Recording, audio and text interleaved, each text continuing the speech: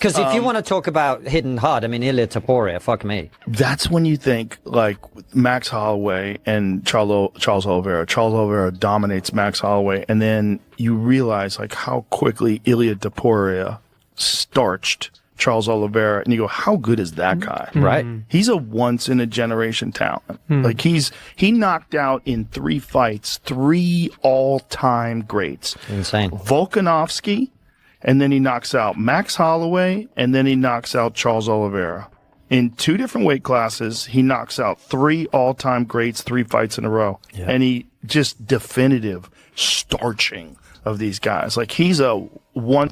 And think how good how dominant Volk is. Yeah. Like how good he looked against Diego Lopez. Right. Yeah. How good Max Holloway looks all the time, especially in the striking exchanges. Max is a very hard guy to hit, and Ilia just dominated him. He's fucking spooky good and insanely confident, insanely charismatic. Yeah. I mean, there's just people that are better than everybody else, and it seems like Ilia Topuria is one of those guys. He's just weirdly better than everybody else, and he can take it too. Like, one of the fights that he had, so when he was competing at featherweight, he took a fight at lightweight against Jai Herbert. And Jai Herbert, in the first round, caught him with a perfect head kick. Rocked him, dropped him, and Ilia Topuria wound up grabbing his legs, taking him down. They fought on the ground. And then the second round, Ilia just put him into the shadow realm. He hit him with a combination against the cage, where he hit him with I think it was a left hook to the body and a right overhand that just spun his head around. It was wild. I mean, face first. Have you spoken to Justin Gaethje about the fact that he's main eventing the White House, and what part? I know no one's really giving him a shot, but you can't just completely count Justin Gaethje out, right? Like, he's still got some kind of shot. I mean, he's got nothing to lose. He could look at it as an opportunity where he's got nothing to lose, right? Like, you can't lose any worse than Max and Charles did. So, like, he can go out there and potentially catch Ilia. So I would say, because Justin's so good at like a dirty style of striking, it's like a dirty boxing, but kickboxing, whatever you want to call it. It throws good strikers off. Like, look at his fight with Rafael Fiziev.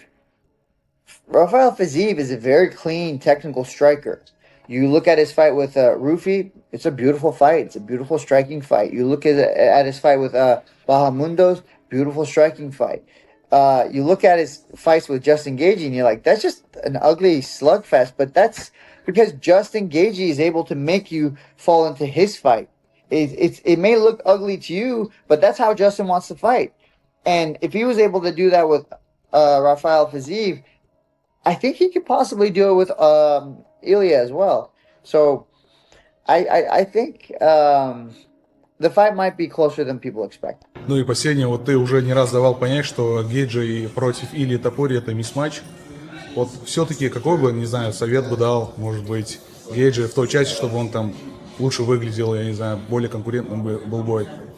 Я бы ему сказал бы травмироваться во время подготовки, дать мне шаг вступить в этот бой и забрать титул, и потом он... The combat sports world remains in complete shock over this development, and frankly, who could blame them for their bewilderment? Picture this scenario for a moment. An unprecedented fight event taking place at the White House itself. The concept sounds like pure fiction, something a screenwriter would dream up for an action film, yet somehow it has materialized into our reality. This is no longer mere speculation or wishful thinking. It's completely confirmed, and we're about to witness history in the making. Ilia Topuria will clash with Justin Gaethje in the featured bout, and make no mistake, this represents far more than just another scheduled contest on the fight calendar. The official confirmation has already sparked intense discussions throughout the entire mixed martial arts community, with competitors, commentators, specialists, and supporters all attempting to figure out who truly possesses the upper hand in terms of raw strength and comprehensive combat abilities. In one corner stands this merciless finishing machine with flawless technical execution, someone who transforms violence into poetry. In the opposite corner awaits this walking highlight package, possessing some of the most bone-crushing stopping power ever witnessed in professional fighting. The burning question becomes what occurs when such pristine technical mastery collides with raw, concentrated brutality.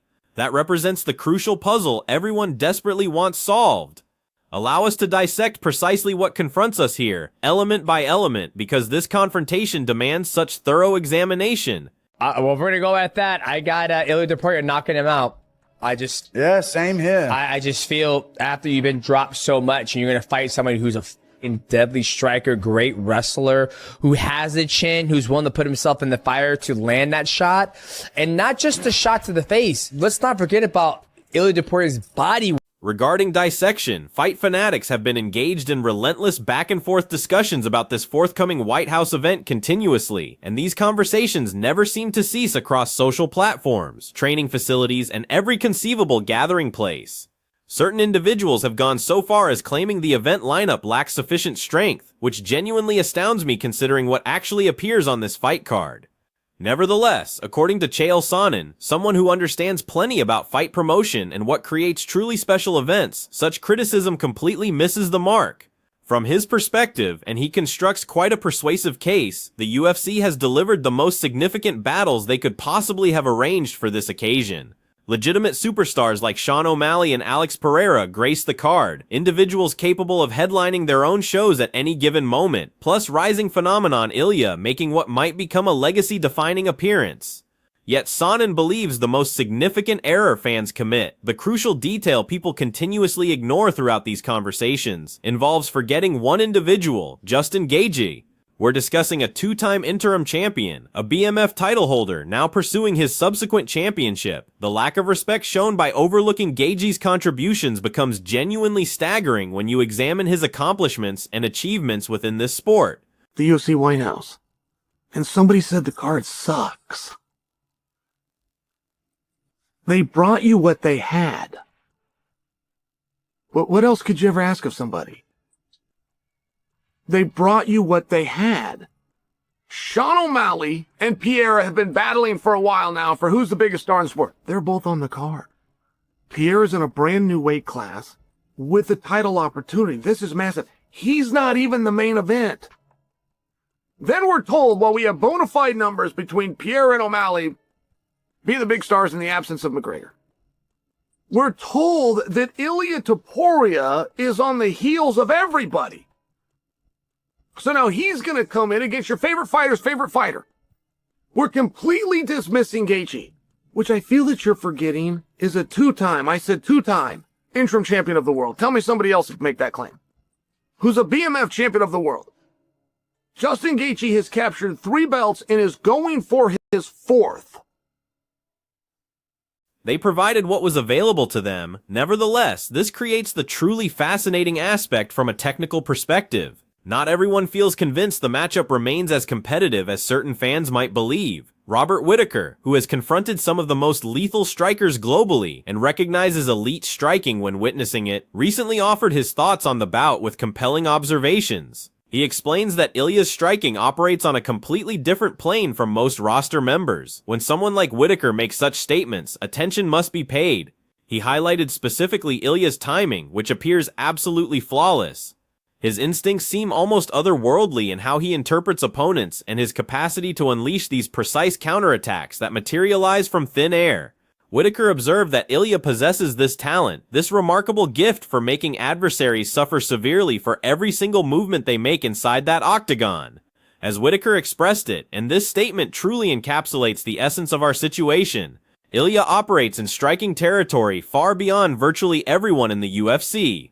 His timing, his instincts, how he launches those counterattacks. He'll punish you for every step taken, every motion made, every opportunity provided. Due to that evaluation, Whittaker believes Justin's camp must implement significant modifications to their strategy, adding that the Justin who battled Dustin Poirier, impressive as that display was, wouldn't suffice against Ilia currently at this present phase of his development as a competitor. You know, I'm not gonna give up on my boy that quick. Okay, I'll just lay it out there. Ilia's striking is leagues above everybody, like just about everybody in the UFC, you know, and the wrestling and jiu-jitsu is there as well. Mm-hmm. His timing, his instincts, his instinct to fire off in like his counterattacks. You know, he'll make you pay for every step you take. It's a hard fight. Things have got to change in Gaethje's camp to make the fight competitive. Despite Ilia clearly being an elite-level striker, something nobody really questions anymore. Not everyone dismisses Justin from this contest just yet. Bryce Mitchell, possessing his own distinct fighting perspective and having demonstrated solid matchup analysis skills, confessed he supports Gaethje and considers the battle challenging. Perhaps among the most difficult obstacles in Justin's career, but achievable with proper tactics and strategic planning. He stressed that body targeting will prove absolutely essential for success, stating that centerline attacks and precisely placed body strikes could determine the difference between triumph and defeat. Mitchell cautioned against simple headhunting, seeking that single explosive knockout blow upstairs because Ilia likely anticipates and prepares for exactly that approach. Instead, he proposed that one perfectly timed body counter could completely alter momentum and drain Ilia's energy, exhausting his stamina and compromising his structure. His perspective illuminates something significant.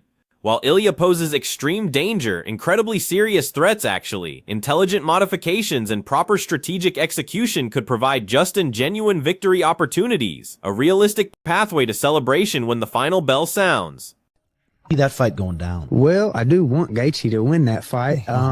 That's a really tough fight. I don't want to bet against Gaethje. I like him, man. I don't like the opponent, and I want to bet for who I like. So I'll bet with who I like, and then I would tell Gaethje he's going to have to target the body. He's going to have to do center line attacks, not just all hooks. You know what I mean? I'm telling you, these body shots are very valuable. I haven't seen Gaethje do a ton of body work, and I would say that would be the one thing. Don't go in there headhunting him. You know, he will slip and do a quick body shot, and it'll affect you. You're not going to have that presence when your body hurts. This explains precisely why Mitchell also identifies a clear route for Gapsta to reverse fortunes and potentially achieve what many might consider surprising. Should Justin maintain his presence within striking range and avoid early damage, obviously critical in any contest, but especially against someone possessing Ilia's stopping power, Mitchell believes he can pressure Ilia relentlessly, applying continuous forward movement that forces him from his preferred comfort zone, battling while retreating, moving backwards and attempting to circle away. Such tactics won't complement Ilia's strengths, or at least that represents Mitchell's working theory. Therefore, the strategy should be relatively straightforward, at least conceptually. Maintain high hand position, protecting against those lightning-quick counters. Incorporate calf kicks, disrupting Ilia's mobility while weakening his foundation. And follow through with straight rights or left hooks, following those kicks when Ilia's balance shifts, leaving him exposed.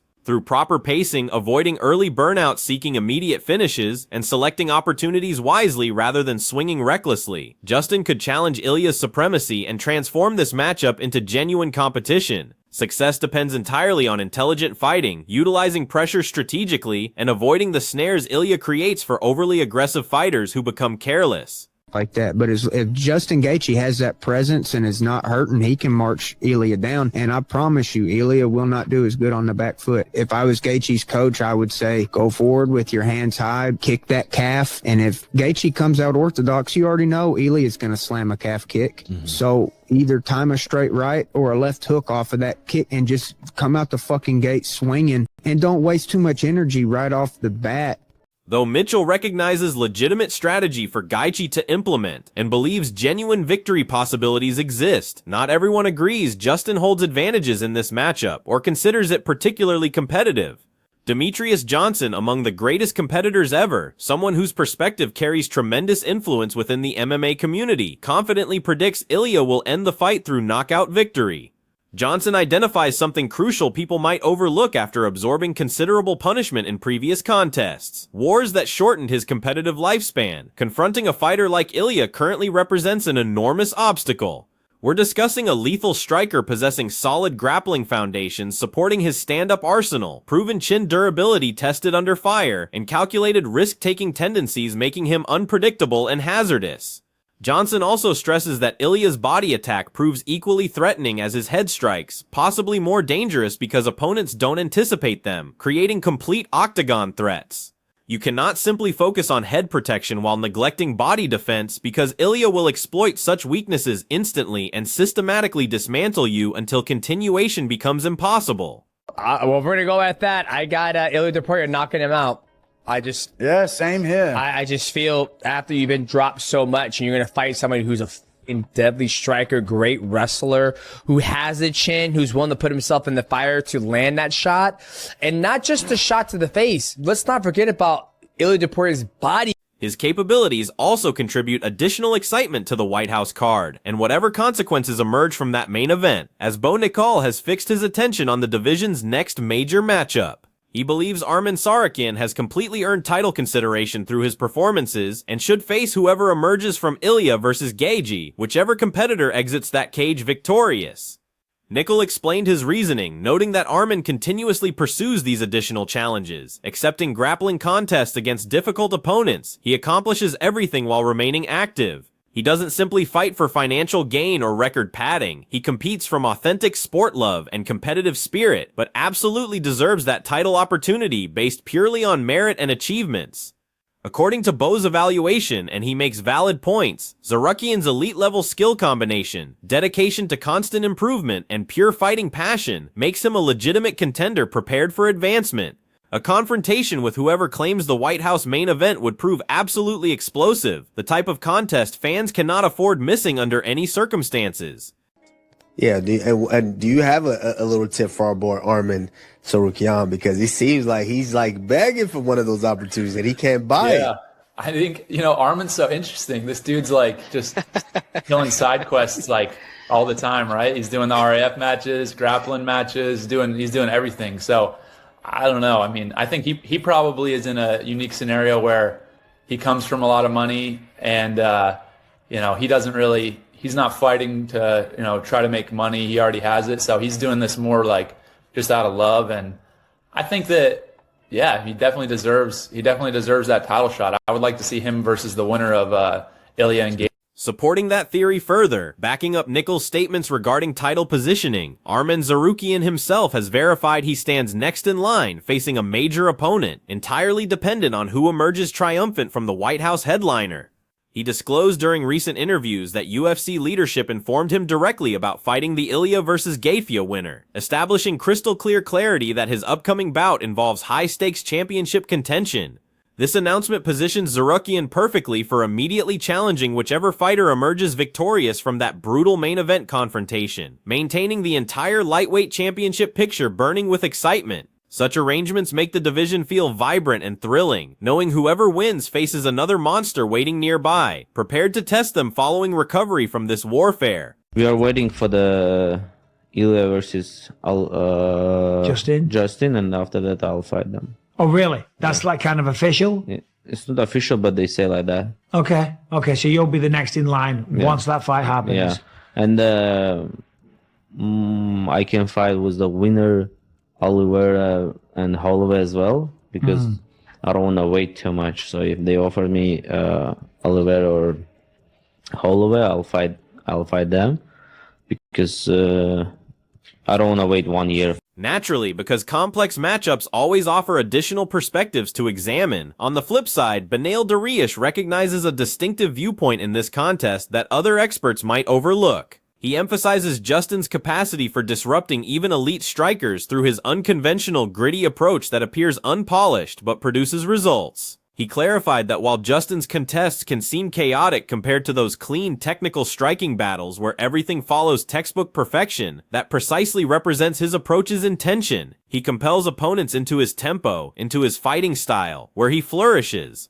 Darius referenced specifically Justin's historical battles against elite-level strikers throughout his career, observing that even the most refined opponents, individuals possessing beautiful technique and credentials, become completely disrupted by his aggressive rough-and-tumble methodology. He essentially drags them into treacherous territory and forces his fighting style upon theirs.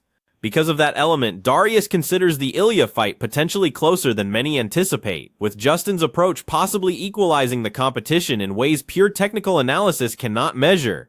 Sometimes fighting styles create compelling contests, and perhaps Justin's chaotic pressure represents exactly the riddle Ilia hasn't yet deciphered. So I would say, because Justin's so good at like a dirty style of striking, it's like a dirty boxing, but kickboxing, whatever you want to call it, it throws good strikers off. Like look at his fight with Rafael Fiziev. Rafael Fiziev is a very clean technical striker. You look at his fight with Rufi, it's a beautiful fight. It's a beautiful striking fight. You look at his fight with Bahamundos, beautiful striking fight. You look at his fights with Justin Gaethje and you're like, that's just an ugly slugfest, but that's because Justin Gaethje is able to make you fall into his fight. It may look ugly to you, but that's how Justin wants to fight. And if he was able to do that with Rafael Fiziev, I think he could possibly do it with Ilia as well. So I think the fight might be closer than people expect.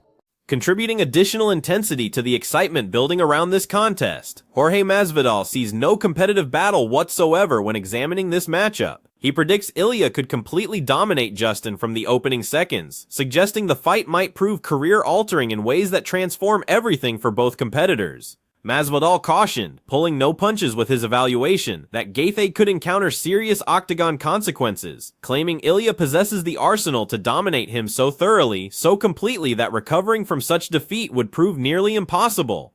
We're discussing the type of loss that creates existential questioning, forcing complete reconstruction from foundation upward. His direct assessment emphasizes how dangerous Ilia's striking and comprehensive skill set become when matched against someone as aggressive yet potentially vulnerable as Justin Gaethje. Furthermore, this analysis becomes remarkably specific about anticipated outcomes.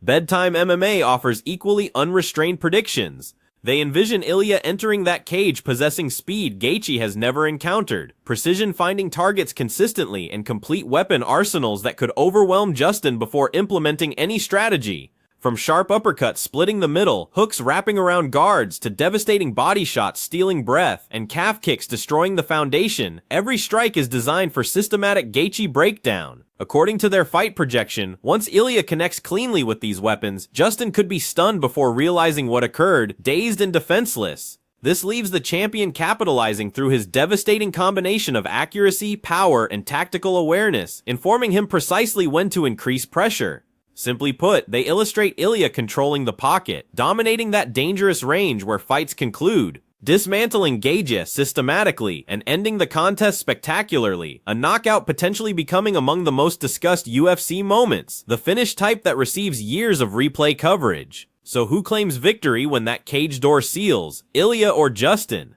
This matchup has everyone discussing, from casual observers to dedicated analysts, and the stakes genuinely couldn't be more significant for both fighters. Share your predictions in the comments below and explain precisely why your chosen fighter holds advantages, what specific benefits you recognize that will prove decisive. Don't forget subscribing so you never miss latest fight analysis, expert opinions from knowledgeable sources, and all the hottest Octagon updates as this incredible battle approaches.